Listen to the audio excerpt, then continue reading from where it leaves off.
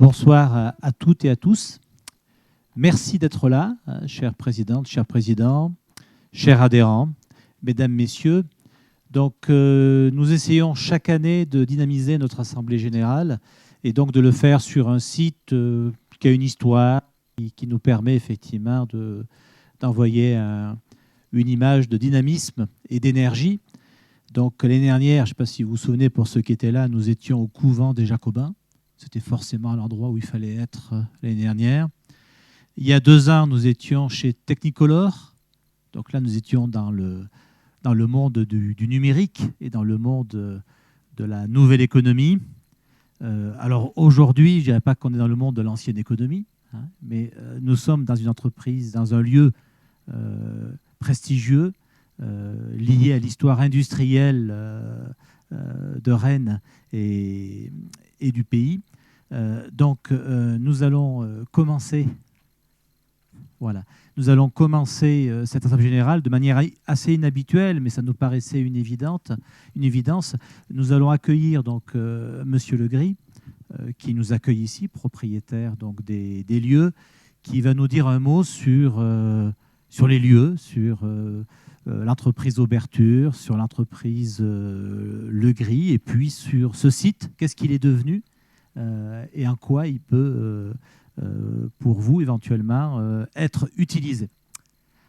On vous passe la parole, Monsieur Legris, et on vous remercie de votre intervention. Merci pour ce petit mot de présentation. Bienvenue à vous tous. Donc, Olivier Legris, je suis le responsable d'une petite structure qui s'appelle Vanesse, une société qui est propriétaire des locaux ici. Depuis octobre, on m'a demandé de présenter un petit peu l'historique, alors je vais faire du très récent puis partir beaucoup plus loin. Depuis octobre 2015, lorsque j'ai pris la décision de racheter ce bâtiment.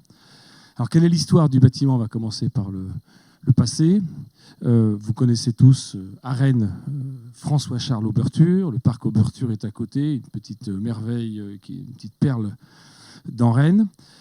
François-Charles Auberture, imprimeur très connu, qui a racheté une entreprise dans les années 1865-68 et qui a décidé de construire cette grande halle ainsi que la petite halle à côté en 1870. Alors, on s'inscrit au 19e. Prospère, les calendriers, hein, la grande réputation de la première Auberture, c'est les calendriers, mais c'est aussi le papier fiduciaire, c'est plein de choses.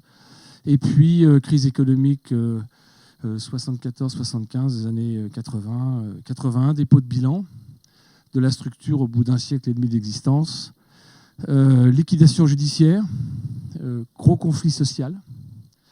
Et il faut se projeter dans ces années difficiles où l'ensemble de la grande halle Auberture ici était juste une énorme hall dans laquelle il y avait les machines d'imprimerie, des ateliers de confection de l'ensemble de leur métier d'imprimeur. Vous pourrez vous promener après, je vais vous inviter après vos réunions. On a ouvert tout. Hein, vous pourrez passer dans les salles de réunion, vous pourrez tout regarder. Vous pourrez aller dans les couloirs. Excusez-moi, on est un peu en travaux, mais c'est normal parce qu'on n'arrête jamais. Et vous verrez sur les panneaux, sur les murs, on a voulu rappeler cette histoire. Donc on voit des images de l'imprimerie dans les années 1920, 1940 jusqu'à aujourd'hui et ce que c'est devenu. Donc après ces 2 ou 3 années où c'était vraiment à l'abandon, entre les mains d'un liquidateur judiciaire, mais c'était difficile, Legris SA, donc l'entreprise que vous avez peut-être pour certains connue, qui était installée ici par mon père en 79, était installée rue de la Palestine. On était trop à l'étroit, le groupe avait changé de dimension, il fait un nouveau siège, un nouvel emplacement. Et donc Legris SA a pris l'initiative de racheter ce bâtiment au liquidateur. Alors, tout ça, c'est une discussion avec le maire de Rennes et de mon Hervé à l'époque. On a lancé un concours d'architectes et c'est Jacques Raffegeot, que certains ont connu, qui a proposé la très bonne... on trouve toujours pareil. Moi, je suis passionné de ce bâtiment, donc faut pas, tout ce que je dis, c'est évidemment un peu exagéré. Très très bonne idée de créer à l'intérieur 3 petits immeubles séparés par des patios de lumière. Là, vous avez la lumière naturelle, hein, là où vous étiez tout à l'heure. Et c'est pareil, il y a 4 patios au total. Et ces 3 petits immeubles ne sont en rien supportés par l'ancienne structure. Tout l'imagination, ça a été de le faire sur des renforts propres et puis des fondations autonomes à l'ancien bâtiment. Tout en gardant ce qui faisait son originalité, c'est-à-dire tout ce que vous verrez en poteaux bleu marine, c'est les poteaux de l'extérieur du bâtiment avant, a été conservé.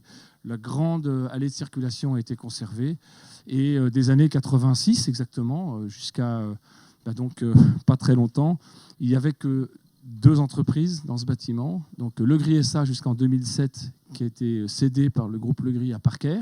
Le groupe Le Gris occupait le siège sur un quart du bâtiment et les 3 quarts, c'était Parker.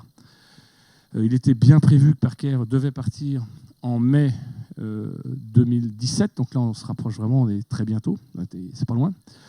Et donc j'ai racheté en 2015, mis 1 an et demi à prévoir le projet d'aujourd'hui. Et le projet d'aujourd'hui, c'était de conserver tout ce qui était à conserver dans l'histoire de ce bâtiment, le rénover, puisqu'il avait vécu 25 ans, 30 ans avec Le Gris SA et puis Parker. Donc on a décidé de donner un grand coup de jeune. On a rénové intégralement tout ce qui était les parties communes, avec pour objectif de créer un centre d'affaires qui maintenant existe. On est vraiment ravis de vous accueillir et puis une équipe à votre disposition. Voilà. Très bonne soirée.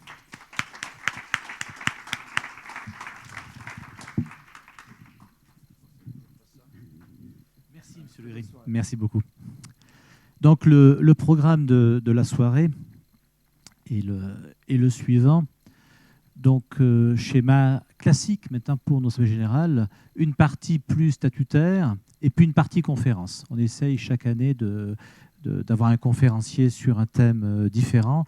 Et cette année, on a pris un thème qui est quand même dans l'actualité sur la notion de connexion et de droit à la déconnexion. Sur l'Assemblée générale, vous retrouvez notre plan habituel, donc avec l'intervention du président, le point donc, que je vais réaliser sur les grands chiffres 2018. Ensuite, la présentation des équipes, de l'activité des équipes Sciences de Travail par Dr Renaud, Dr Pérus et Dr Ravalet. Nous aurons ensuite, c'est la règle du jeu, la présentation des comptes, le rapport financier par l'expertise comptable, donc Madame Toudic, le mot de Madame Grimont, commissaire aux comptes. Les textes prévoient cela. Et puis, nous aurons les votes des résolutions. Vous avez pu voir dans le dossier qu'il y a 2 résolutions, donc ce sera relativement léger. Ensuite, donc, la conférence. Et puis, bien sûr, on souhaite que vous puissiez rester ensuite, puisqu'il est prévu un cocktail, de façon qu'on puisse échanger assez librement sur les différents sujets liés à la santé au travail. Je passe donc la parole à Patrick Mercier, président de l'AST 35. Bien. Ah oui. Merci Eric, bonjour à tous, chers adhérents, mesdames, messieurs. J'aurais pu dire monsieur le député, mais je crois qu'il n'est pas là aujourd'hui. Et monsieur le président de l'Union des entreprises, merci de votre présence à tous et je vous souhaite donc la bienvenue à cette Assemblée générale. Donc, mon propos introductif repose sur 3 thématiques. La santé au travail, donc un sujet majeur pour les entreprises et les salariés. Une réforme à venir des acteurs institutionnels de la santé au travail dans les services de santé au travail à inter-entreprises. Un tissu économique des pays de Rennes et pays de Vitré dynamique et en expansion. Alors, l'organisme CARE, c'est comme ça qu'on le dit, je pense, ou CARE, jackpot, associé à Harris Interactif, ont mené une grande étude nationale sur le thème « Santé des collaborateurs, attentes des salariés et responsabilités des entreprises ». Le constat est sans appel. La santé est la première attente des salariés en termes d'engagement de l'entreprise, avant même la responsabilité éthique ou environnementale, ce qui peut être surprenant donc, en ce moment. Les grands résultats de cette enquête vous ont été fournis dans la pochette remise à l'accueil et sont également accessibles sur le site de cet organisme. Actuellement, vous avez pu vous rendre compte aussi que d'autres enquêtes sont en parution, notamment une d'entre elles sur la perception de la médecine du travail qui est à noter.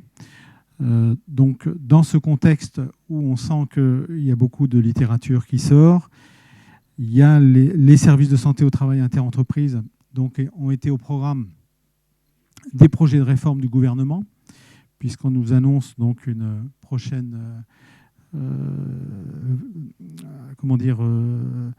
dynamique législative à venir, s'agissant donc de la gouvernance et du fonctionnement de la santé au travail en France. Après l'apparition en août 2018 du fameux rapport Lecoq-Dupuy-Forest, une lettre de cadrage du gouvernement était attendue en octobre, mais n'a finalement pas vu le jour en 2018. Les partenaires sociaux se prononceront donc le 20 juin, mais vous avez peut-être vu dans la presse récemment qu'il y avait donc une lettre commune de tous les partenaires sociaux donc, demandant donc au gouvernement de les impliquer pour simplifier dans la démarche législative à venir. Donc, compte tenu de ce contexte, donc, les services de santé au travail se sont mobilisés sous la bannière de leur réseau Présence, donc au niveau patronal national, démontrant donc leur engagement depuis plusieurs années dans une transformation pour répondre plus efficacement aux besoins des entreprises et de leurs salariés. Donc nous intégrerons forcément, en termes de perspective, cette nouvelle réforme à venir qui nous oblige aussi à avoir une position d'attente. Dans un environnement mouvant, nous avons quand même obtenu l'agrément de la ST35 qui couvre donc les pays de Rennes et Vitré, hors bâtiment. C'est là où j'ai pu placer ce mot-là par rapport à la personne du bâtiment qui est ici dans la salle, délivré par la Directe pour une période de 5 ans et qui arrivait donc à son terme en 2018. Cet agrément fixe à 5000 salariés maximum l'effectif suivi par le médecin du travail et son équipe pluridisciplinaire.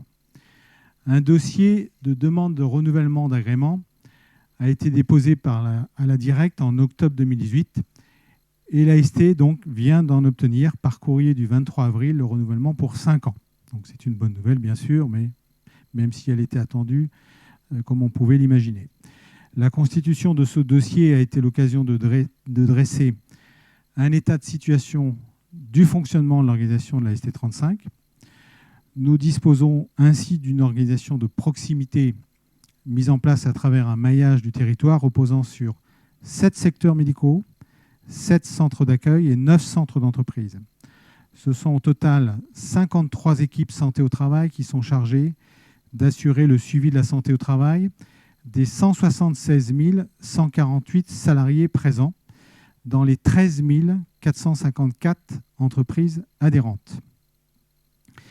Donc la croissance économique des 5 dernières années, couplée avec la raréfaction progressive de la ressource médicale, n'est pas sans créer des tensions en termes de gestion des plans de charge et d'organisation, notamment aussi, bien sûr, au niveau de la ST35. La réalité démographique des médecins du travail au niveau national étant évidente et déclinante. L'organisation du suivi des santé au travail des 5 prochaines années nécessite la généralisation des équipes santé au travail, EPST, et un volume important de recrutement d'infirmiers santé au travail. Il faut toutefois noter que la ST35 a pu recruter en 2018 6 médecins du travail, un chiffre qui s'explique par l'attractivité de la métropole rennaise et la sensible augmentation depuis 4 ans du nombre de médecins formés à la spécialité, ce qu'on peut s'en féliciter. Ce constat est à mettre en regard des projections d'emploi faites par les employeurs bretons, à savoir 11 000 recrutements supplémentaires en 2019. Ainsi, une enquête de Pôle emploi sur les besoins en main-d'œuvre des entreprises bretonnes révèle une nouvelle progression de 9,1% en termes d'intention d'embauche exprimée. Le nombre de projets d'embauche concerne la majorité des secteurs, et particulièrement les services aux particuliers, plus 18%, et l'industrie, plus 16%. Nous rappelons aussi à tous nos adhérents ici présents que les services de santé au travail ne peuvent pas refuser les nouvelles adhésions. ce qui peut expliquer les difficultés d'organisation et de gestion, notamment quant aux cotisations collectées, qui génèrent, comme en 2018, un fort excédent. En 2018, la ST35 s'est également engagée dans le chantier de la mise en conformité avec le RGPD, Règlement général sur la protection des données, dont vous avez entendu parler, j'imagine, mené par une déléguée à la protection des données qui a été recrutée en temps partagé avec les autres services interentreprises du département 35 et dont le projet sera mené à son terme courant 2019. Donc toujours avec le souci donc, de mutualiser donc, les prestations donc, au niveau des différents services de santé. Là, vous avez un exemple donc, avec le 35, mais il y a eu bien sûr en cours l'exemple de l'informatique au niveau des services de santé de Bretagne. Ces dernières années, la ST35 a affirmé sa capacité à évoluer par les changements de mode de gouvernance, la montée en puissance des équipes santé au travail, le développement des actions transversales de prévention des risques professionnels, des actions de communication et de redéfinition en conséquence de notre politique immobilière. C'était notre message en participant le 12 mars dernier aux premières rencontres santé au travail organisées partout en France sous la bannière de Présence qui nous représente donc au niveau national. Nous avons ouvert nos portes à cette occasion et avons proposé des stands d'information et une conférence sur l'élaboration du document unique d'évaluation des risques professionnels. Nos actions de prévention sont nombreuses et nous devons le faire savoir. Au final, donc le directeur Eric Raspail, l'ensemble des équipes santé-travail et moi-même sommes mobilisés aux côtés des entreprises adhérentes et de leurs salariés afin de maintenir une qualité de service et une qualité d'écoute au service de la prévention en milieu professionnel. Voilà ce qu'on pouvait dire en termes introductifs. Pour l'aspect Assemblée générale, donc les membres de la ST35, Service de santé au travail, ont été convoqués à cette Assemblée générale ordinaire du 6 juin 2019 en conformité avec les articles 9 et suivants des statuts qui régissent l'association. Les convocations ont été adressées par voie de presse le 18 mai 2019, comme fait foi le journal Ouest France, que je dépose sur le bureau. Voilà, c'est le petit usage, disons, que je commence à connaître. La liste de présence indique que 103 entreprises, avec un total de 581 voix, sont présentes ou représentées.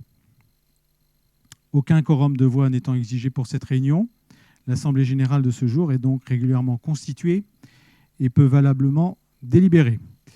Je rappelle que chaque membre actif de l'Assemblée dispose d'un nombre de voix proportionnel à l'effectif déclaré, à raison d'une voix par 10 salariés, ou fraction de 10, étant précisé qu'aucun membre actif ne peut disposer de plus de 150 voix, article 11 des statuts. Je déclare donc ouverte l'Assemblée générale ordinaire.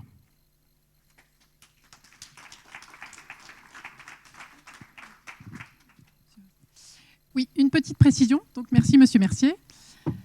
Nous allons klaxonner. Donc, vous êtes rennais. Je suppose que vous connaissez Klaxoon. Klaxoon est maintenant connu au national, à l'international. Enfin, on ne peut plus échapper à Klaxoon. Donc, depuis quelques années, à la ST35, depuis un an, on ne va pas exagérer quand même, on s'est abonné à Klaxoon et nos équipes en interne fusent avec Klaxoon lors des réunions. Voilà. Donc, on a souhaité cette année vous faire travailler aussi un petit peu, faire participer à l'Assemblée générale. Quelques petites précisions pour ceux qui ne connaîtraient pas. Il faut tout simplement se connecter sur la page klaxoon.com, www.klaxoon.com, pas d'application à télécharger. Et on vous demande de vous connecter par un pseudo. On vous réserve une petite surprise. Plusieurs activités vont être proposées. Il y aura 2 gagnants ce soir. Donc sachez que votre pseudo va en fin de soirée être affiché sur notre écran pour applaudir, pour féliciter les heureux gagnants. Voilà, je reviens dans quelques minutes pour d'autres petites considérations techniques et je laisse la parole à M. Raspail. Donc, merci Corinne. Donc, l'année 2018 Eh bien, je dirais, avant de voir les chiffres de l'année 2018, un rappel, parce que ça, pour nous, c'est assez évident, mais ce n'est pas forcément évident au niveau de nos adhérents, un rappel sur un service de santé au travail, quelles sont ses missions. Et là, on vous présente un film réalisé au niveau national par Présence. Les services de santé au travail interentreprises. Quelle mission ? Les services de santé au travail interentreprises accompagnent 1,5 million d'employeurs du secteur privé en contrepartie d'une cotisation spécifique pour préserver la santé au travail de quelques 15 millions de salariés. Leurs équipes assurent 4 missions principales. L'action de santé au travail en entreprise, la surveillance de l'état de santé, le conseil aux employeurs et aux salariés, ainsi que la traçabilité des informations et la veille sanitaire. Toute démarche de prévention démarre par un diagnostic, c'est-à-dire un repérage sur le terrain des situations à risque qui peuvent porter atteinte à la santé, comme les produits chimiques, le bruit, les gestes répétitifs, la manutention, les températures extrêmes ou les risques d'accident. Cette opération est réalisée en lien avec ceux qui sont en charge de l'hygiène-sécurité dans l'entreprise ou directement avec l'employeur et les salariés selon la taille de l'entreprise. Cette intervention permet d'apporter à l'employeur des premiers éléments pour lui permettre d'évaluer les risques et d'envisager les actions de prévention. En parallèle, le médecin du travail ou l'infirmière en santé au travail surveille l'état de santé de chaque salarié dans le cadre d'une visite individuelle qui a lieu en fonction des situations avant ou après l'embauche. La visite est renouvelée à un rythme adapté à chaque cas. Sous l'autorité du médecin du travail, une réflexion s'engage avec une équipe pluridisciplinaire pour proposer des solutions adaptées à l'entreprise et à ses salariés. Cette équipe est composée de spécialistes de la prévention des différents risques professionnels, comme par exemple assistants techniciens en hygiène et sécurité, infirmières, ergonomes, toxicologues, assistantes de service social, psychologues. L'équipe pluridisciplinaire met en rapport le diagnostic sur l'environnement de travail et l'état de santé individuel du salarié, dans le respect du secret professionnel. Elle peut alors recommander des actions appropriées pour préserver la santé des salariés. Le médecin du travail détermine notamment le suivi de l'état de santé adapté à chaque salarié. Si besoin, un ou plusieurs membres de l'équipe pluridisciplinaire interviennent de nouveau dans l'entreprise pour conseiller et accompagner la mise en place des mesures de prévention. Le suivi de l'état de santé individualisé est mis en place. Indépendamment, une visite médicale du salarié peut être organisée à sa demande ou à celle de son employeur. Toutes les données recueillies dans le dossier médical et le dossier de l'entreprise permettent d'adapter le suivi de chaque salarié tout au long de son parcours professionnel et de mieux accompagner l'entreprise dans sa démarche de prévention. Anonymes, les informations enregistrées par les services de santé au travail contribuent à la connaissance et à la veille sanitaire pour ajuster les politiques de prévention. Ainsi, les actions des SSTI sont articulées dans une stratégie globale d'intervention déployée au cœur du monde professionnel d'aujourd'hui pour éviter toute altération de la santé du fait du travail.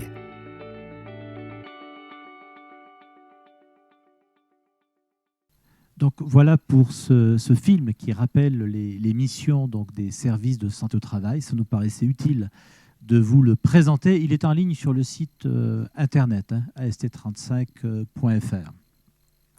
Alors un rappel, nous couvrons, je dirais, pas toutes les vilaines, nous couvrons 2 bassins d'emploi, le bassin d'emploi de Rennes et le bassin d'emploi de Vitré, qui sont assez différents. Rennes est plus axé tertiaire, informatique, numérique. Vitré est plutôt un bassin d'emploi industriel. Par contre, le point commun entre les 2 bassins d'emploi, ce sont des bassins d'emploi qui sont dynamiques. On fait partie au niveau national des 7-8 bassins d'emploi les plus dynamiques. Et nous commençons par un premier exercice. Voilà, ça va démarrer avec Klaxoon. Donc, on vous invite à saisir le code d'accès pour rejoindre la réunion. Donc, il est affiché à l'écran, mais il est également affiché sur les paperboards à droite et à gauche. Donc, minuscule ou majuscule, peu importe. HJAS5R. Donc, quand vous avez saisi ce code, vous pouvez rejoindre l'activité Klaxoon et saisir donc votre pseudo. Quand vous êtes prêt, on va pouvoir démarrer avec la première activité. Donc, c'est une activité en 5 étapes, une régate de la santé au travail.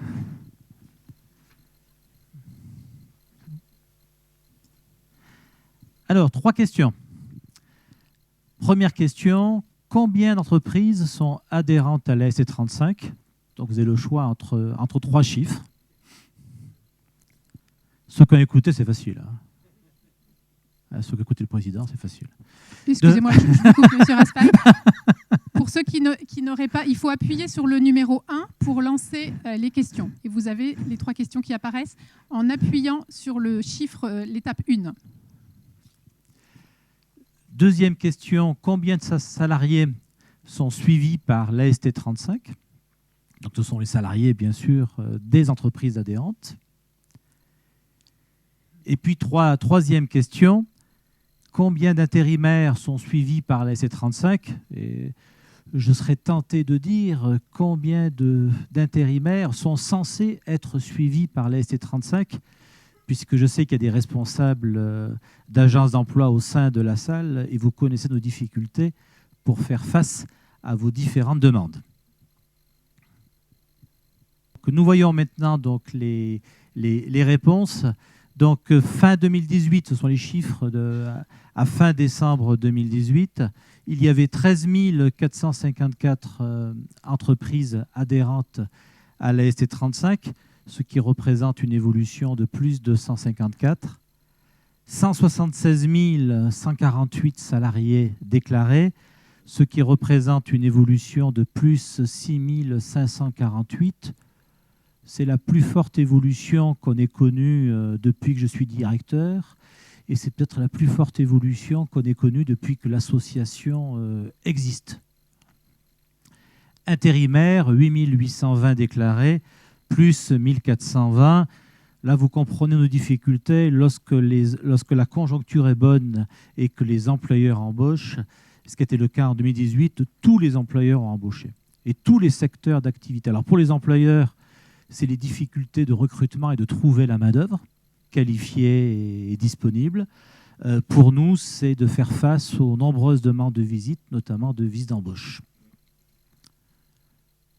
Donc là, vous avez l'évolution en termes du nombre d'adhérents depuis 2010. Et puis là, vous avez l'évolution du nombre de salariés suivis avec une accélération très forte en 2018. C'est vrai qu'on le sait, sur les bassins d'emploi de Rennes, de Vitré, 2018 ont été des années relativement fastes, avec des employeurs rencontrés qui tous se plaignaient de la difficulté de recrutement et de trouver les salariés ayant les bonnes qualifications. Un graphique qui reprend la répartition, là par contre ça ne bouge pas. Ce qu'il faut retenir, c'est que 80%, 77% pour être exact, de nos adhérents ont moins de 10 salariés. Ce qui veut dire, pour nous c'est important, et ce sera de plus en plus important à l'avenir, d'accompagner en termes d'information les TPE, puisque c'est là qu'on sait qu'il y a sans doute le plus de difficultés. S'agissant par secteur d'activité, pas de surprise, les services sont majoritaires.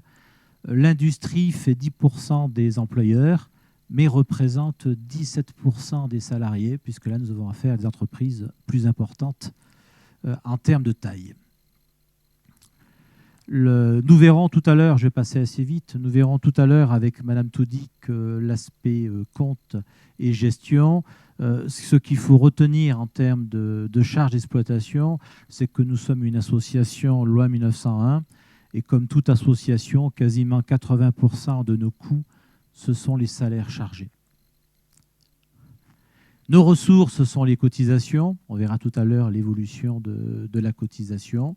Nous n'avons pas de subvention, pas d'aide de l'État. Ce sont les adhérents qui, à 100%, financent l'association.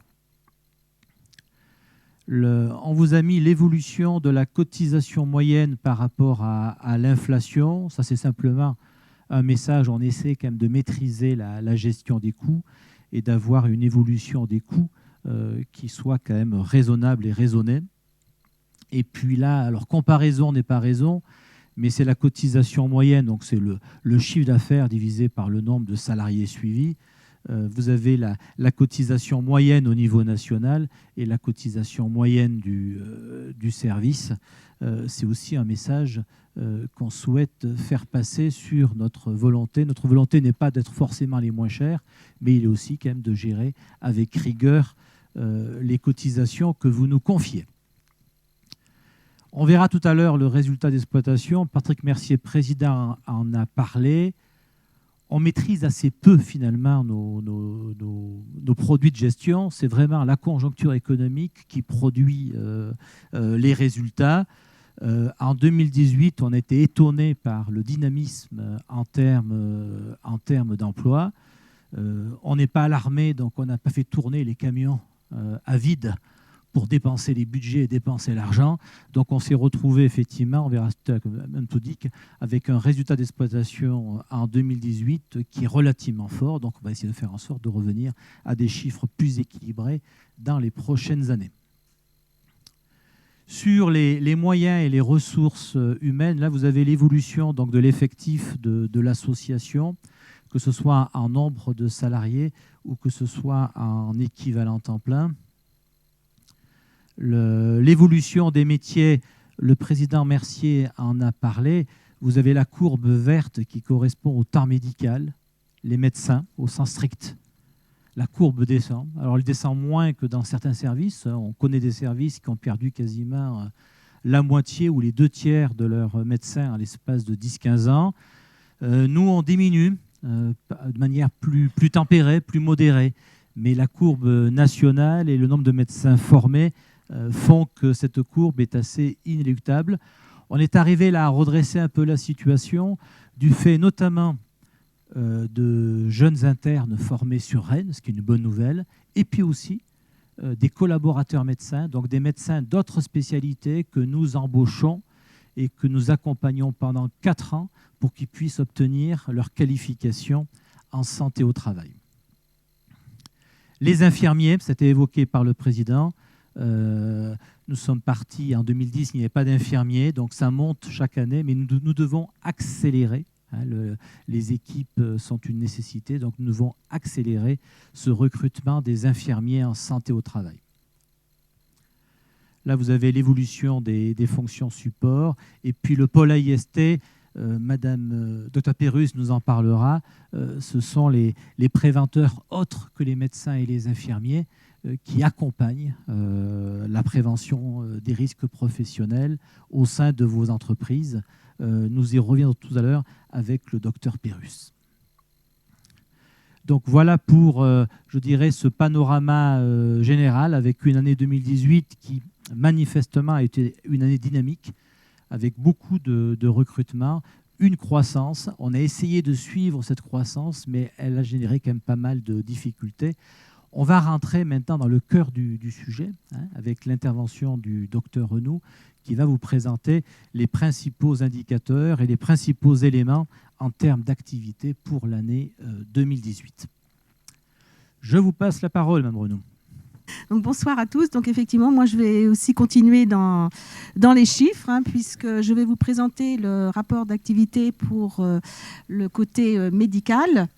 Des chiffres qui vous ont déjà été présentés tout à l'heure, puisque donc, sur l'année 2018, l'AST a donc enregistré 13 454 entreprises adhérentes, ce qui représente un suivi de 176 148 salariés.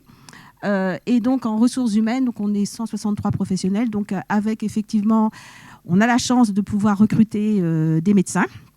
Donc on en a, comme on vous l'a dit, 6 sont arrivés sur l'année 2018. Alors ces médecins sont arrivés plutôt en fin d'année. Voilà, on avait quand même eu des médecins en arrêt pendant l'année 2018. Donc c'est vrai que sur l'activité médicale, ça s'est quand même ressenti. Et donc le renfort de jeunes médecins en fin d'année nous a fait, je dirais, beaucoup de bien. Ne serait-ce que pour rééquilibrer aussi les effectifs en fonction des secteurs. Alors, il ne faut pas que j'aille trop vite, là. Voilà, donc on est à l'étape 2 de la régate santé-travail. Donc, vous pouvez appuyer sur le chiffre 2 et vous verrez apparaître les questions. Voilà. Alors, donc la première question, donc, selon vous, combien de salariés sont suivis par chaque équipe santé-travail. Alors, une équipe, c'est donc un médecin, infirmière, secrétaire et un préventeur. Donc, vous avez 3 possibilités. Donc, je vous laisse choisir. Et la deuxième question, donc, selon vous, combien de visites d'embauche ont été réalisées par les équipes santé-travail de la ST35 donc sur 2018 ? Voilà, donc vous, bien évidemment, vous validez entre chaque question et vous pouvez terminer par continuer pour clore cette étape 2 de la régate. La réponse. Donc, effectivement, en termes de suivi en effectif pour une équipe santé au travail, cela représente en moyenne 4 154 salariés. Mais il faut savoir qu'on a quand même des secteurs où on est déjà sur une équipe, en termes de suivi, plus de 5 000 salariés. Donc, la croissance, effectivement, est permanente. Donc, comme je vous l'ai dit et comme vous l'a rappelé dans le petit film, donc une équipe, c'est un médecin qui anime et coordonne. Et ensuite, donc, on est entouré d'infirmiers de santé au travail. Donc là, on est en recrutement actuellement de nouveaux infirmiers en santé au travail. Donc c'est vrai que c'est une nouvelle compétence donc, qui a besoin aussi d'être formée. Donc pour cela, il y a une formation qui s'appelle le DIUST ou la licence santé au travail. Et donc pour certains infirmiers, ils reprennent en fait en étant chez nous cette formation en santé au travail. Alors je continue. Alors voilà la réponse pour la deuxième question. En termes de visites d'embauche, donc 28 321 visites réalisées en 2018. Donc toujours cette progression des visites d'embauche. Qui dit visites d'embauche, donc ce sont des visites d'information et de prévention initiale et des examens médicaux d'aptitude à l'embauche, puisque depuis la réforme de 2017, on distingue donc deux catégories. Il faut également souligner que dans ces visites d'embauche, on a donc des visites qui sont effectuées par les infirmiers en santé au travail et 64% de l'activité des infirmiers en santé au travail sont des visites d'information et de prévention initiale. Donc ça rejoint ce que disait M. Raspail et puis M. Mercier, qu'effectivement, nous sommes sur un bassin d'emploi très très dynamique avec beaucoup de demandes de visites d'embauche et donc du coup les visites périodiques effectivement sont aujourd'hui plutôt en décroissance du fait de cette forte demande. La réforme effectivement de janvier 2017 a aussi permis de faire des dispenses de visites d'embauche. Et là également, on a une montée en puissance du nombre de ces dispenses, puisque pour 2018, il a été réalisé à peu près 2500 dispenses. Alors, qui dit dispense, ce n'est pas uniquement signer un papier par le médecin.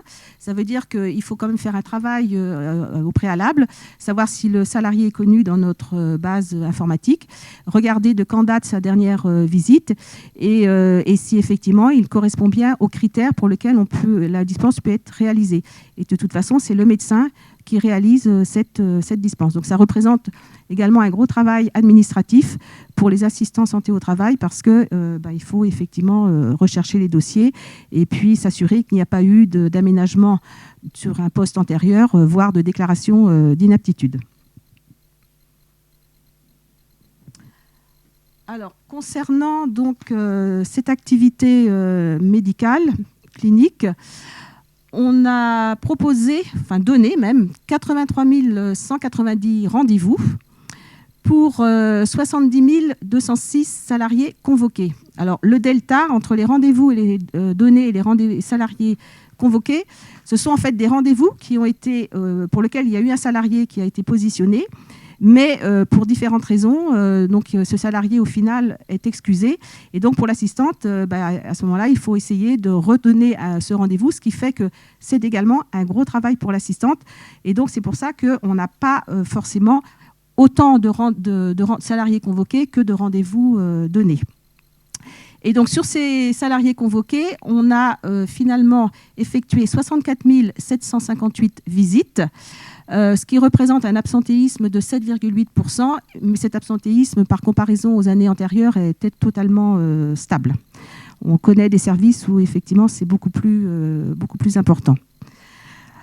Au niveau donc, des différentes visites, donc, comme je vous l'ai dit, donc, progression des visites non périodiques, puisque 76% ce sont des visites non périodiques, avec donc, les visites d'embauche qui sont également en progression. Également en progression, les visites de pré-reprise, avec 4407 visites de pré-reprise, et pour lesquelles aussi, on a aussi une forte demande maintenant, via les fiches de liaison du médecin conseil, pour réaliser ces visites de pré-reprise qui ont lieu pendant l'arrêt du salarié. Au niveau des visites de reprise, par contre, on peut reconnaître une certaine stabilité. Également, et malheureusement pour les visites pour les intérimaires, puisque là, effectivement, l'année dernière, on était à peu près sur un chiffre similaire. Et également pour les intermittents du spectacle, où là, par contre, c'est essentiellement un secteur géographique qui assure ce type de visite. Alors, dans le cadre de la réforme de la santé au travail, on a, au niveau de la ST35, donc il y a eu des aides pour les entreprises afin de pouvoir classer leurs salariés en fonction des risques auxquels sont exposés ces salariés.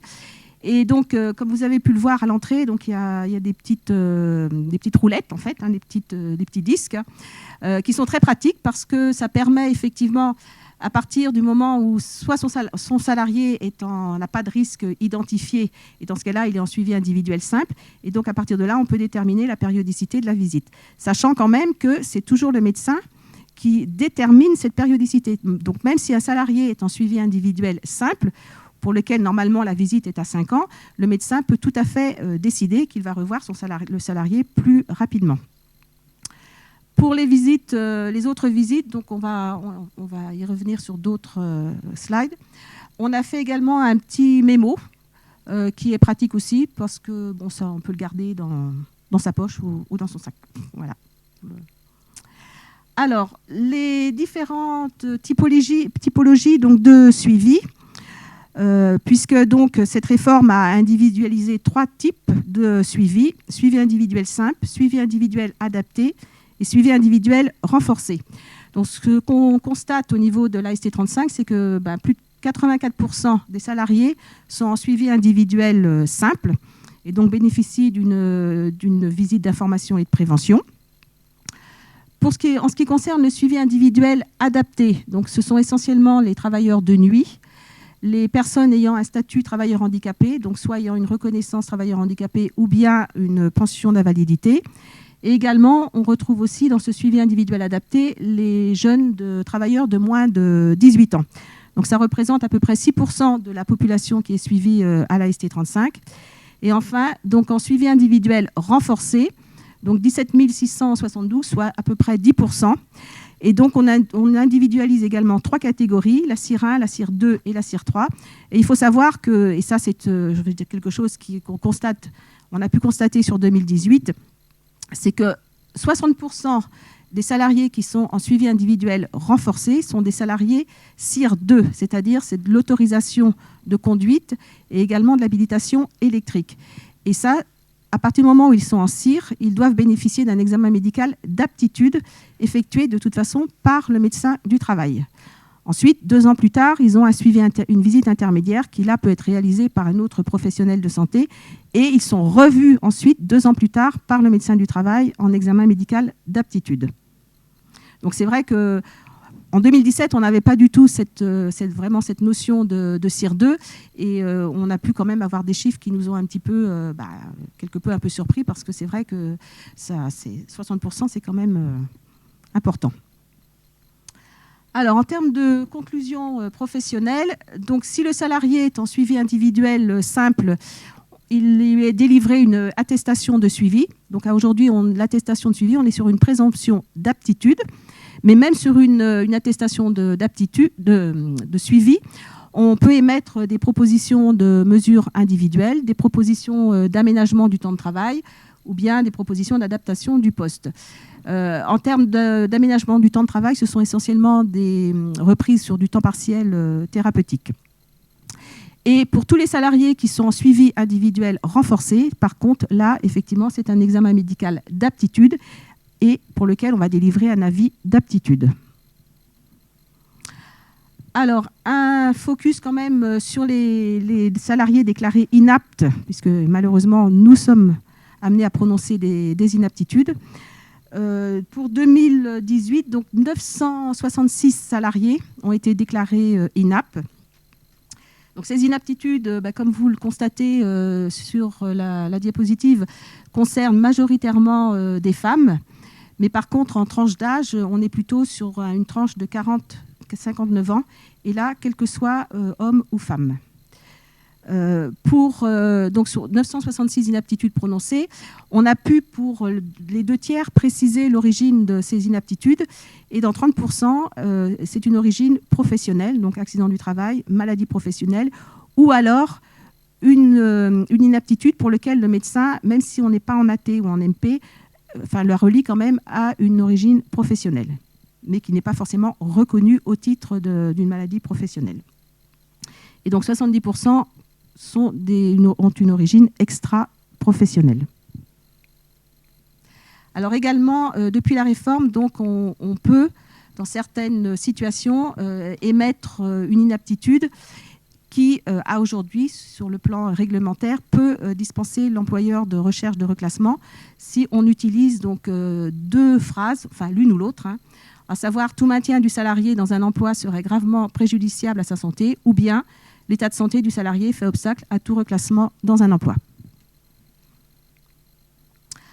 Alors l'action en milieu de travail, également sur cette diapo, vous voyez les principales actions donc qui sont, je dirais, identiques à ce qu'on peut faire sur les années précédentes. Donc, et qui sont, alors là, je ne sais pas si on avait ce camembert aussi régulier les années précédentes, mais c'est vrai que je me suis fait la réflexion, et là, on ne l'a pas choisi. Sachant que, là, ce sont ce qu'on peut en ressortir, ce sont les actions qui sont enregistrées dans notre logiciel. Et je pense qu'il y a un sous-enregistrement, parce que c'est vrai que ce n'est pas facile à rentrer. On va espérer qu'avec le nouveau logiciel, ce soit plus facile et qu'on ait effectivement des chiffres, parce que je suis très persuadée qu'on est au-delà de ces chiffres. Et enfin, pour terminer, donc, un petit focus sur les fiches d'entreprise. Donc, comme vous le voyez, sur les TPE, on a vraiment une montée en puissance de la réalisation de ces fiches d'entreprise, et ce grâce à nos assistants santé et sécurité au travail qui réalisent effectivement un travail vraiment de précision et qui sont pour nous, médecins du travail, d'une aide précieuse pour le repérage des risques professionnels dans ces petites entreprises. Pour les autres plus grosses entreprises, on va dire qu'on est quand même à peu près stable par rapport aux années précédentes. Voilà, pour ce qui est de la partie médicale. Et je passe la parole à Dr Pérus.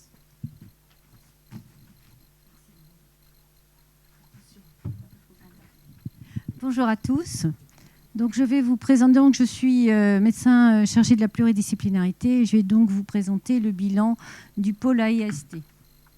Le pôle AIST, c'est une équipe d'IPRP. Les IPRP sont des intervenants donc, en risque professionnel. Et au sein donc, de l'AST 35, nous avons 12 IPRP. Généralement et de façon plus importante, 7 ergonomes, dont un ergonome avec une compétence donc, en risques psychosociaux. Nous avons une toxicologue, un ingénieur hygiène sécurité et donc 3 techniciens en hygiène sécurité, 2 assistantes et moi-même. Le bilan, il est imposant quand même, puisque il y a eu 453 actions en entreprise qui étaient inscrites sur le plan de charge en 2018. C'est donc un reliquat, bien sûr, des dernières demandes de 2017 qui n'ont pas été honorées. Et puis, bien sûr, 354 demandes donc, faites au pôle AIST en 2018.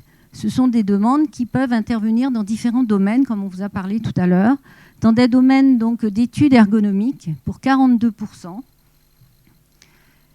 dans le domaine donc, de l'hygiène et la sécurité et toxicologie, donc évaluation du risque chimique pour 34%, le domaine des études de risques psychosociaux pour 7%. Qu'est-ce qu'on voit pour 2018? On voit une augmentation effectivement des demandes concernant les risques psychosociaux. Elles ont augmenté fortement par rapport à 2017. Et également, concernant l'hygiène et sécurité, on a une augmentation concernant l'évaluation du risque chimique. Je vais passer sur la deuxième. Comment sont réparties ces interventions ergonomie et puis risques psychosociaux par taille d'entreprise? On peut se rendre compte qu'il y a à peu près 47% de demandes qui correspondent quand même à des entreprises de moins de 50 salariés. C'est quand même assez important. Bien sûr, nous intervenons aussi dans les entreprises pour 38% de 50 à 299 salariés. Et dans les entreprises qui, elles, ont plus de 300, elles ont souvent effectivement des moyens. Et donc, l'intervention est moindre, mais néanmoins de 15%. Quelles sont les actions? On intervient effectivement donc dans le domaine de l'ergonomie, c'est ce qu'on disait tout à l'heure. C'est soit du maintien dans l'emploi, donc des études individuelles. Des études individuelles, soit pour des salariés qui sont reconnus travailleurs handicapés ou des salariés qui sont non reconnus travailleurs handicapés. Des études collectives, c'est un accompagnement par exemple dans la conception de locaux, ça peut être également un accompagnement dans l'espace de travail. Et aussi des accompagnements aux médecins. Dans les risques psychosociaux, puisqu'on disait qu'elles avaient augmenté tout à l'heure, c'est surtout de la sensibilisation au risque psychosocial, bien sûr, l'accompagnement du médecin, mais aussi une aide à l'intégration donc dans le document unique pour effectivement aborder le risque psychosocial qui est assez important et qui est malheureusement un petit peu en augmentation actuellement. Donc voilà un petit peu nos par taille. La répartition des interventions, donc le deuxième pôle qui était le plus important après l'ergonomie, donc l'hygiène, sécurité et la toxicologie. Là, on voit peut-être qu'on a une augmentation puisqu'on passe à 58% d'interventions et de demandes auprès des entreprises qui ont moins de 50 salariés. Et sur les entreprises de 300 salariés, on n'est qu'à 8%. Ça s'explique parce que c'est ce que je disais aussi. Il y a souvent des responsables hygiène et sécurité. Donc, elles ont déjà les moyens d'intervenir. Comment intervenons-nous et quelles sont nos demandes? Les demandes, elles interviennent surtout sur de la métrologie, donc réalisation de mesures dans le domaine du bruit, de la poussière, dans le domaine de la lumière, de la thermohygrométrie. On intervient également, comme je disais tout à l'heure, puisque c'est en augmentation, sur l'aide à l'évaluation du risque chimique. C'est quelque chose qui est maintenant pris vraiment en charge et n'est plus un déni. C'est vrai que les entreprises maintenant reviennent vers nous et nous demandent de les accompagner, soit pour faire des diagnostics et recherches d'agents chimiques dangereux, soit d'aider à la substitution de certains produits chimiques. Nous accompagnons également donc, les entreprises dans l'évaluation du document unique, donc sur l'évaluation des risques. Et nous avons mis en place aussi des sensibilisations pour les salariés sur différents thèmes, le thème du bruit, le thème du bois et sur le risque chimique. On va vous poser quelques questions. Alors, parmi les actions suivantes, lesquelles font partie de l'offre du service de l'AST 35? Les actions de sensibilisation, TMS, RPS, travail sur écran. Les prescriptions d'arrêt de travail pour les salariés le nécessitant, des aménagements de poste, amélioration des conditions de travail, des aides méthodologiques à l'évaluation des risques professionnels, la prise en charge des radiographies médicales et la prescription de médicaments. Voilà les réponses. Bien sûr, je vous en avais parlé, action de sensibilisation concernant les TMS, donc troubles musculo-squelettiques, je pense que tout le monde voit là, les RPS, risque psychosocial, le travail sur écran. On a effectivement développé des actions de sensibilisation collective sur le travail sur écran. On peut vous dire que sur 2018, il y a eu à peu près entre 900 et 1000 salariés qui ont été sensibilisés justement au travail sur écran. On a fait également des sensibilisations sur les TMS. Il y a eu, avec un grand succès, puisqu'on a été obligé de mettre 4 sensibilisations sur l'année 2018 et tout est déjà plein. Et on a donc en projet un autre thème de sensibilisation collective qui est un projet d'aménagement. Donc si vous avez un projet d'aménagement, on peut vous accompagner sur quelle place pour l'activité réelle. Donc c'est sous forme d'atelier, on prend en compte le travail réel et on vous accompagne justement pour implanter les bureaux ou organiser et vous aider à organiser votre implantation nouvelle. Deuxième réponse bonne, l'aménagement des postes, j'en ai parlé en ergonomie, l'aide méthodologique à l'évaluation des risques professionnels, donc accompagnement au DU, et prise en charge des radiographies médicales. Et oui, nous sommes prescripteurs médecins d'examens complémentaires pour effectivement un peu s'assurer et de prendre en charge effectivement le suivi des salariés. Donc, quel que soit le suivi, ça peut concerner des soudeurs, ça peut concerner des peintres, ça peut concerner beaucoup de métiers. Pôle prévention. Donc, au sein de l'AST 35 et aussi en collaboration avec le pôle AIST, vous allez pouvoir trouver sur le site internet www.ast35.fr une rubrique info prévention. Et là, vous allez pouvoir trouver de nombreuses fiches pratiques sur différents thèmes. Le port de charge, par exemple, et le rachis lombaire, les assises au poste de travail. On peut avoir les registres de sécurité. On peut avoir également comment choisir son masque si on est exposé à des risques chimiques. Je ne vais pas toutes les dire parce qu'elles sont nombreuses. Vous pourrez trouver aussi des plaquettes, des guides pratiques, bien sûr, travail sur écran, mais des plaquettes aussi intéressantes sur comment concilier la grossesse et le travail. Donc l'évaluation des risques vis-à-vis des risques chimiques, mais il n'y a pas que cela, il y en a bien d'autres. On a aussi des plaquettes sur les fumées de soudage, puisque ça aussi, c'est quelque chose d'important. Les partenaires, effectivement, nous travaillons avec de nombreux partenaires. La liste n'est pas exhaustive, on n'a pas pu tout mettre, bien entendu, mais je vais vous présenter ceux avec lesquels on a passé des conventions. Donc, Coréseau. On a une convention et on travaille avec donc Coréseau depuis 2011. Alors, ce n'était pas Coréseau avant, c'était SSIE, mais voilà. Ce sont donc des assistants sociaux qui nous accompagnent. Et donc, cette année, il y a eu 210 accompagnements. Ils accompagnent donc les salariés qui sont en difficulté. Et il y a des permanences directement donc, au centre de santé au travail. Le centre hospitalier Guillaume Régnier, donc une convention depuis 2012 aussi. Donc, on est accompagné par un psychologue clinicien qui assure le suivi de salariés qui sont en difficulté ou en souffrance au travail. Voir ensemble, SIADV, convention depuis 2014. Bien sûr, là, c'est surtout du 5 études. C'est du maintien dans l'emploi concernant des salariés qui ont un déficit visuel. Le cabinet AMC, une convention récente depuis 2016, mais c'est la réalisation de tests psychotechniques dans le cadre de la conduite professionnelle de véhicules. Donc 5 études, 5 avis. Et Cap Emploi, bien sûr, depuis des années. Et nous avons une collaboration qui devient même de plus en plus étroite, puisqu'ils sont associés maintenant dans nos équipes et dans nos groupes de travail de maintien dans l'emploi. D'autres, bien sûr, nous travaillons avec l'Adaptec, nous travaillons avec l'URAPEDA, l'OETH, le Pôle Saint-Hélier et le Patifro. Je ne peux pas tous les nommer. Bonsoir à tous, je suis le docteur Ravalet, donc je suis médecin du travail sur Vitré et je suis chargé du système d'information depuis 2012. La petite zapette. Voilà. Tout d'abord, sur le système d'information, il y a eu un constat en 2016, puisque le système d'information est en train de changer aujourd'hui. Depuis 2016, les 10 services bretons réfléchissent à un futur système commun. Donc, mutation profonde de la santé au travail, évolution des organisations, notamment intégration de nouveaux professionnels, les infirmières pour le suivi de santé, les assistants de santé au travail, les IPRP, les ergonomes, les techniciens de sécurité, toxicologues.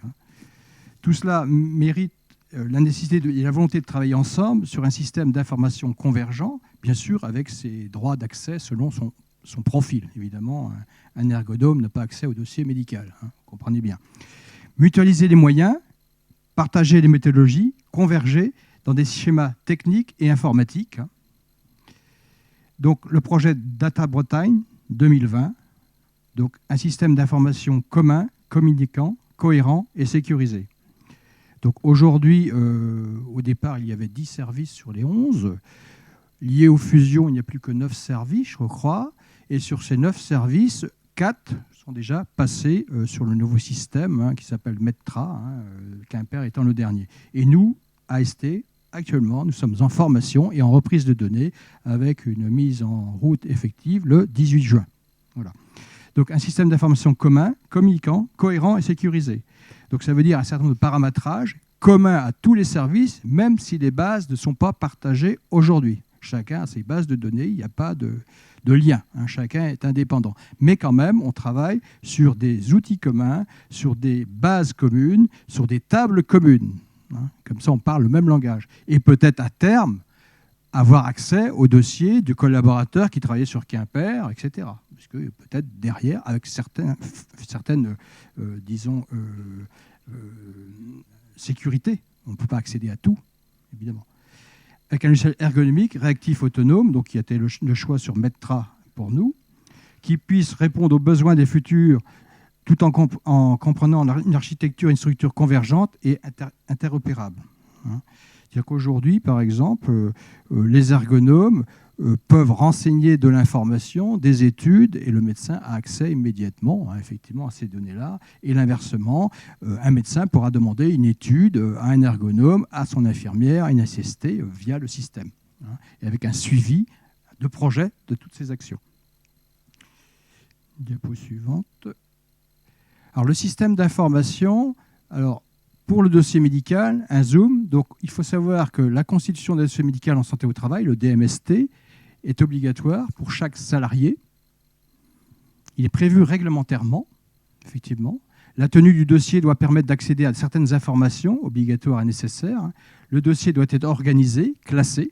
Il ne s'agit pas d'un dossier de médecine générale, de cardiologie, il s'agit de santé au travail. Donc, il y a bien sûr la santé, il y a le travail, il y a les conditions de travail, il y a les expositions, hein, tout cela. Et le circuit du dossier au sein d'un service est connu et maîtrisé. C'est-à-dire que tout le monde n'a pas accès à tous les dossiers spontanément. Hein. Moi, j'ai accès qu'aux salariés qui sont dans mon secteur, évidemment. Hein.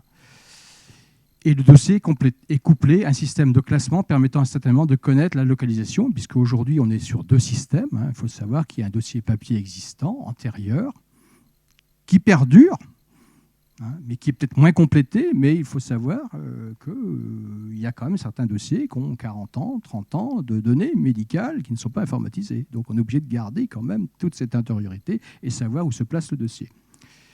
Voilà pour le côté système d'information. Et je crois qu'on va passer à la question concernant l'informatique. Selon vous, combien de dossiers médicaux sont stockés dans le système d'information de l'AST 35 ? La réponse, 594 160 dossiers médicaux sont stockés dans notre base d'information, mais ça ne veut pas dire que tous ces salariés-là ont eu une visite médicale. Parce que depuis la déclaration obligatoire, effectivement, des salariés qui sont déclarés comme embauchés, on crée le dossier, on veut le convoquer, il est déjà parti. Et ça, c'est un phénomène de plus en plus important. Avant, on ne créait le dossier que quand on voyait le salarié. Aujourd'hui, et on le voit, en 2017, on a créé 24 000 dossiers, c'est-à-dire des salariés inconnus chez nous. En 2018, 23 000 dossiers connus. Je rappelle qu'on a fait 28 000 embauches. Et donc, sur l'ensemble de ces dossiers, un certain nombre n'ont pas eu de visite, parce qu'il y a un décalage ou parce qu'ils sont déjà partis. En 2018, il y a eu 35 271 dossiers supplémentaires ont été archivés. Donc là, il y a un système d'archivage de dossiers papier, puisqu'effectivement, il y a du stock. On manque de place. Donc, chaque année, on exporte un certain nombre de dossiers papier qui n'ont pas eu de visite depuis un certain nombre d'années, hein, donc depuis plus de 10 ans aujourd'hui. Donc, aujourd'hui, on a 170 000 dossiers externalisés. Et on ramène de temps en temps ces dossiers-là régulièrement, parce qu'ils sont réactivés. Le salarié revient dans le circuit de la santé au travail à la ST35. Voilà pour les dossiers. Bonjour à tous. Donc, je vais vous présenter effectivement les comptes de la ST35. Alors, je vais vous redonner encore des chiffres, puisque c'est ma profession. Avec effectivement le premier des chiffres qui est effectivement de voir au niveau du chiffre d'affaires relatif à la cotisation en 2018, la répartition effectivement entre la tarification qui est normale à 0,39% de la masse salariale, et vous savez qu'il y a un système de plafond et de plancher. Donc, le tarif au plancher sur 2018 était à 78 € et le tarif au plafond était à 88 €. Donc, une augmentation de 1 € par rapport à l'année 2017. Et vous voyez qu'effectivement, en fonction du bassin rennais, La majorité, alors vous ne voyez pas forcément très bien le chiffre, mais c'est 69% des entreprises, enfin des cotisations sont faites sur la base du forfait au plafond à 88 €. Donc on est effectivement dans une population où on a pas mal aussi d'activités tertiaires et effectivement des niveaux de rémunération qui fait que le calcul se fait sur une base plafonnée. À titre d'information, on était sur les mêmes éléments en 2017 puisque nous avions 69% aussi de quote-part de cotisation au plafond. Encore quelques chiffres. L'évolution du résultat d'exploitation, M. Raspail en a parlé tout à l'heure.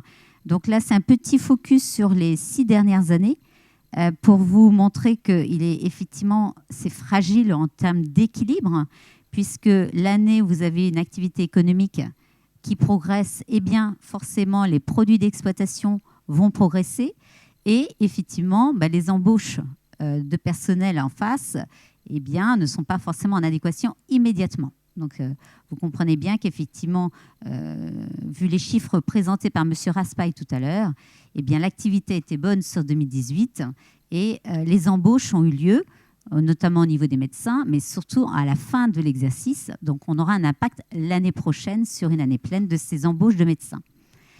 Donc, vous voyez qu'effectivement, il y a certaines années comme 2014-2015, eh bien, on arrivait juste à l'équilibre au niveau de l'exploitation. Donc là, cette année, nous sommes à 548 000. Ce tableau-là reprend la courbe effectivement du chiffre d'affaires. Alors, je précise bien, c'est le chiffre d'affaires. Dans les produits d'exploitation, vous pouvez avoir d'autres petits éléments, notamment des remboursements d'indemnités de fin de carrière, puisque l'AST externalise cette indemnité de fin de carrière. Donc là, je parle réellement de l'activité, chiffre d'affaires. Donc, nous sommes sur une base de 14,8 millions cette année, à comparer aux 14,2 millions l'année précédente. Et vous voyez surtout, sous cette forme-là, un accroissement très net de l'activité depuis 2016. Vous voyez que la courbe progresse, donc le niveau de l'activité du bassin rennais eh bien, se reflète effectivement dans le nombre de visites à effectuer.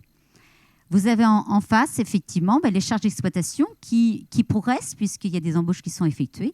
Mais effectivement, notamment pour cette année, on a un petit décalage. Donc, effectivement, si les charges sont en dessous de cet histogramme de chiffre d'affaires, eh bien, vous avez forcément un résultat d'exploitation positif. Donc là, c'était juste pour vous rappeler le trend, la tendance, effectivement, de la courbe rouge sur l'évolution de ce chiffre d'affaires, avec un petit rappel sur les tarifications qui sont effectuées. Donc 0,39%, 78 et 88, ce sont nos tarifications de l'exercice 2018. Monsieur Raspail vous en a parlé tout à l'heure sur un de ces graphiques. Effectivement, eh bien, le poids de la masse salariale, c'est la principale charge de l'association. Vous voyez qu'effectivement, les embauches de 2018 ne sont pas intégralement répertoriées dans cette courbe, puisque ces embauches, on ne les a pas forcément sur une année pleine. Donc, exceptionnellement, ça chute de manière, on a l'impression que ça chute de manière considérable, mais attendez de voir l'année prochaine, effectivement, quand on aura les embauches sur une année complète. Donc, ce poids-là de masse salariale va toujours rester important. Donc là, je ne vais pas vous focaliser sur tous les chiffres, puisque ça fait beaucoup de chiffres. Ce qu'il faut retenir, c'est qu'effectivement, on a une progression du chiffre d'affaires de 4,1% à 14,8 millions par rapport aux 14,2 millions. Donc, il reflète effectivement le niveau de l'activité avec tous les chiffres qui vous ont été fournis précédemment, notamment les 176 000 visites et les plus de 13 000 adhérents. Une masse salariale qui est en équivalent temps plein, donc un peu plus que 140 cette année, mais effectivement, ce qui était signalé dans cette masse salariale, donc vous voyez les 7 727 000, une progression de 0,9% de cette masse salariale, eh bien, vous avez eu 3 départs en retraite qui sont significatifs sur l'exercice et effectivement des embauches en fin d'année. Donc, on était à 5-6 personnes en niveau médecin, mais aussi du personnel en assistance santé au travail, une personne aussi complémentaire au niveau du service pluridisciplinarité, des infirmières et une personne de plus au service support. À noter aussi que les charges sociales, elles, vous avez l'impression qu'elles progressent plus vite, mais vous avez tous entendu parler que le CICE a baissé. Hein. On est passé de 7% en 2017 à 6% de la masse salariale en 2018. Et nous avons aussi une externalisation des indemnités de fin de carrière qui était un peu plus forte sur l'exercice 2018. Donc, on a l'impression que les charges sociales progressent plus vite. Voilà. Donc, nous arrivons à un total de résultats d'exploitation de 548 000 à comparer aux 320 000 de l'année précédente. Et bien entendu, pour arriver jusqu'au résultat net, nous rajoutons le résultat financier qui est légèrement à l'équilibre. Hein. On est à plus 9 000. Ce n'est jamais un résultat significatif dans cette association, ce qui a été le cas dans le temps, mais vous savez que les placements ne rapportent pas grand-chose, donc ce n'est pas là où je vais faire des produits financiers. Nous avons aussi quelques charges d'intérêt sur emprunt. Il n'y a pas eu de nouvel emprunt sur l'exercice, mais effectivement, ces charges d'intérêt sur emprunt diminuant, eh bien, nous avons un résultat financier qui revient positif à plus 9 000 cette année. Le résultat exceptionnel se rajoute effectivement à ces deux niveaux de résultats, d'exploitation et financier, et il est de moins 54 000 cette année. Et là, je vous ai mentionné effectivement les deux éléments particuliers de l'exercice qui sont de nature exceptionnelle. Notamment, on a eu un envie de remboursement du CHU pour effectivement des embauches de stagiaires sur le second semestre 2017. Nous n'avons eu l'information qu'en fin d'année. Donc, ça nous fait un produit exceptionnel de 61 000. Et nous gérons également tout ce qui est amortissement dérogatoire. Je parle rapidement d'un point de vue technique, mais on a possibilité d'amortir fiscalement un peu plus rapidement sur notamment du matériel informatique, ce qui est le cas des investissements. Vous avez bien compris qu'il y a un gros travail effectivement sur l'informatique à l'heure actuelle pour le changement de système. Donc les coûts liés à ces investissements sont importants et donc on essaye toujours d'optimiser au maximum ces amortissements. Et c'est ce que nous faisons au niveau du résultat exceptionnel. Donc, au global, nous avons un résultat net de 497 000. On ne va pas dire que c'est le double, mais quasiment le double de l'année précédente. D'un point de vue synthétique, donc là, c'est une courbe qui représente ces trois éléments importants de résultats, l'exploitation, le financier, l'exceptionnel. Je vous avais juste rappelé dans la courbe jaune, enfin plutôt les histogrammes jaunes au niveau du résultat exceptionnel, pourquoi on avait des grosses tendances sur les années antérieures, ce qui n'est pas le cas à l'heure actuelle. Et le résultat net, vous voyez la courbe, donc 2014-2015, on était vraiment très très juste, et là, effectivement, une progression du niveau du résultat. En type de synthèse sur la partie bilancielle, nous avons repris que les grandes masses représentatives du bilan, avec effectivement un poste d'actifs immobilisés, donc notamment avec tout ce qui est investissement dont a besoin effectivement l'AST, eh bien, vous avez un niveau d'investissement de 214 000, donc beaucoup de matériel informatique et de logiciels, bien entendu, et toujours par rapport à ce poste d'actifs, des amortissements, puisque là, c'est un poste qui est représenté net des amortissements, ce qui explique effectivement, les investissements étant inférieurs aux amortissements, on a une variation un petit peu à la baisse. Un poste client, enfin adhérent, qui est un petit peu moindre, et un niveau de trésorerie de liquidité qui est à 3,6 millions sur la fin de l'année. Au niveau de tout ce qui est ressources de financement, eh bien, un niveau de fonds propres qui grossit en fonction du niveau du résultat, puisqu'il n'y a jamais de distribution de résultats. On est sous forme associative, donc ça reste dans les réserves de l'association. Et un niveau d'endettement bancaire donc, qui diminue. Il n'y a pas eu de nouveaux endettements significatifs. Donc, et là, je vous ai remis le poids effectivement de ces remboursements. Et rien de spécifique sur les dettes dites de court terme d'exploitation. Voilà. La formation du résultat net, alors là, on rentre dans des choses un peu plus complexes pour ceux qui n'ont pas l'habitude des bilans, mais effectivement, les grands équilibres, c'est de savoir qu'au niveau du fonds de roulement, eh bien, on a suffisamment de ressources stables qui sont suffisamment importantes pour couvrir les investissements qui sont des éléments dits de long terme. Donc, on a une cohérence entre les modes de financement. Un excédent de financement d'exploitation, eh bien, effectivement, les appels aux adhérents sont faits en début d'année. Donc, normalement, fin d'année, il y a très peu de postes adhérents restant dus, à part, bien entendu, tout ce qui peut être intérim. Et effectivement, on a plutôt des dettes fournisseurs à court terme qui expliquent qu'on est en excédent de financement d'exploitation. Le résultat, bien entendu, c'est l'addition de ces deux courbes qui permettent de définir le niveau de la trésorerie. La tendance, effectivement, est une trésorerie positive à la fin de l'année. Voilà. Monsieur le Président, Mesdames, Messieurs, en exécution de la mission qui nous a été confiée par votre Assemblée Générale, nous avons effectué l'audit des comptes annuels de l'association AST 35, Association de santé au travail 35, relatif à l'exercice clos le 31 décembre 2018, tels qu'ils sont joints à mon rapport et surtout tels qu'ils viennent de vous être présentés. Nous certifions que les comptes annuels sont, au regard des règles et principes comptables français, réguliers et sincères, et donnent une image fidèle du résultat des opérations de l'exercice écoulé, ainsi que de la situation financière et du patrimoine de l'association à la fin de cet exercice. Par ailleurs, dans le rapport, on explique que nous avons effectué notre audit selon les normes d'exercice professionnel applicables en France. Donc, ce n'est pas des comptes IFRS, c'est vraiment le plan comptable français et les normes françaises. Que nous sommes, nous, le cabinet actuel, commissaire aux comptes, indépendants de votre association, que nous avons vérifié les documents donc, financiers qui vous ont été présentés et que les comptes sont arrêtés par votre conseil d'administration, dont c'est la responsabilité. J'ai un autre rapport.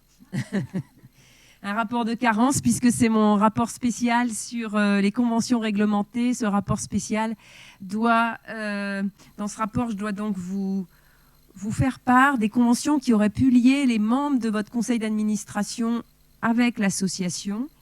Et donc, nous avons mis en œuvre les diligences que nous avons estimées nécessaires au regard de la doctrine professionnelle de la compagnie des commissaires aux comptes. Et nous vous informons qu'il ne nous a été donné avis d'aucune convention passée au cours de l'exercice écoulé à soumettre à l'approbation de l'Assemblée générale en application des dispositions de l'article L612-5 du Code de commerce. Il y a deux résolutions effectivement qu'il faut qu'on vous soumette. Donc la première résolution, donc après lecture du rapport moral et d'activité, du rapport financier, du rapport du commissaire aux comptes, l'Assemblée générale approuve les comptes de l'exercice clos le 31 décembre 2018, laissant apparaître un bénéfice net de 497 166 € et donne quitus aux administrateurs pour leur gestion. Alors, qui est contre ? Qui s'abstient ? La résolution est adoptée. Deuxième résolution, l'Assemblée générale décide de porter le bénéfice net de l'exercice 2018 pour 497 166 € au compte report à nouveau. Qui est contre ? Qui s'abstient ? Donc cette deuxième résolution est adoptée également. Je vous remercie.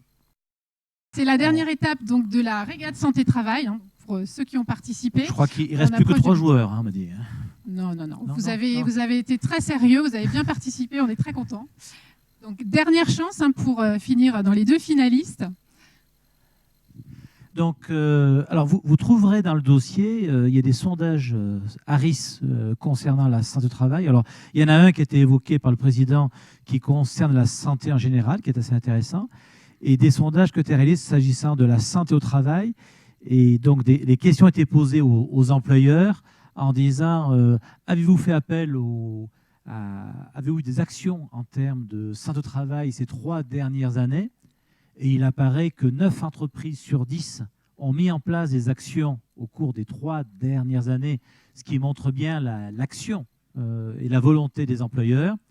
Et ensuite, se poser la question sur ces employeurs qui ont fait appel à des organismes de prévention, à qui ils ont fait appel. Donc on leur a posé la question, pour les 100 du sondage, combien ont fait appel à un service de santé au travail? Et vous avez 3 réponses possibles, 12, 28, 45. Voilà la réponse, c'était 45. Ce qui veut dire que 9 employeurs sur 10 ont fait des actions de prévention au cours des 3 dernières années. Et on n'est pas à 50%, mais on est à 45% des employeurs ont fait appel à un service de santé au travail. Les acteurs suivants, vous les connaissez, les assureurs et les organismes de prévoyance qui montent en puissance, on les voit apparaître depuis plusieurs années, ils proposent des actions de prévention auprès de leurs clients, hein, donc 23%, la CARSAT que vous connaissez également, 14%, des consultants indépendants, il y a aussi des préventeurs indépendants sur le marché, 11%, la RACT, 2%, autres, alors autres, on ne sait pas trop qui est-ce, c'est autre. C'est autre. Bon, voilà. Donc là, c'est un message qui nous paraissait important de rappeler aux employeurs. Quand vous avez des soucis de prévention, pensez à nous. Hein, pensez à en parler à votre médecin du travail et pensez à nous. On a terminé cette régate santé-travail, effectivement. Voilà. Et on va pouvoir les résultats vont afficher les résultats. Ouais. On va vous laisser vous présenter, monsieur. Julien, société Métier Intérim, je suis le responsable de l'agence depuis moins de 3 mois. Et du coup, voilà, c'est ma première devant vous. Et j'avais vraiment pas pris ça au sérieux, le petit questionnaire au début, et puis voilà. Donc, mais merci en tout cas.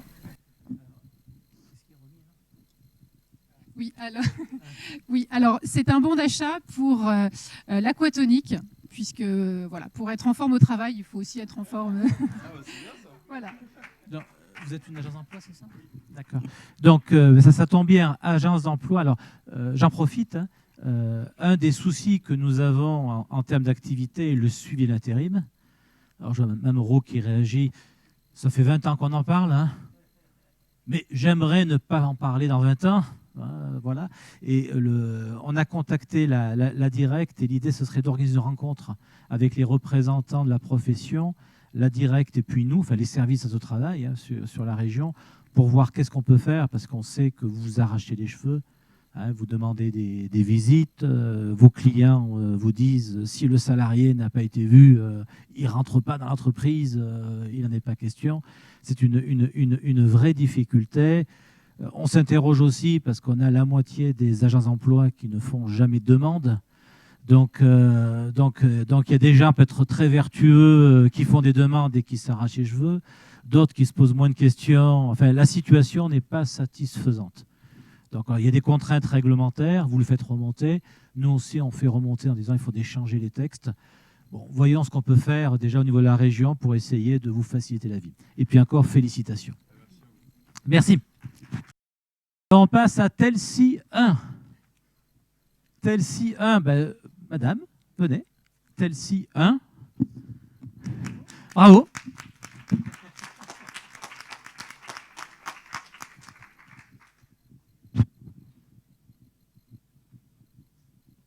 Donc, on vous laisse vous présenter. Donc, Société Telsi, on est spécialisé dans la relation client, donc on accompagne les entreprises qui ont des centres d'appel, centres de contact, sur différents leviers de performance. Et donc, moi, je suis directrice des opérations, donc je manage une équipe d'une dizaine de personnes. Donc, si on veut améliorer l'accueil téléphonique, c'est vous qu'il faut contacter.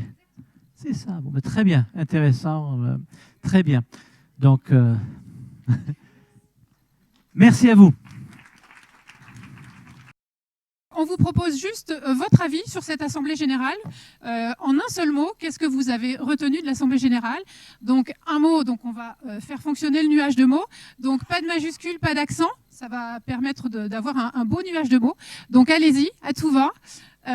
En un mot, n'importe lequel, celui qui vous passe par l'esprit, sur le moment qu'on a passé ensemble sur cette Assemblée générale là, qui se termine. On va ensuite laisser la parole à notre conférencier. Donc là, on a effectivement le mot convivialité. Donc, Klaxoon permet la convivialité. Intéressant, donc merci, c'est qu'il y avait du contenu. Ludique, clarté aussi. Croissance, effectivement.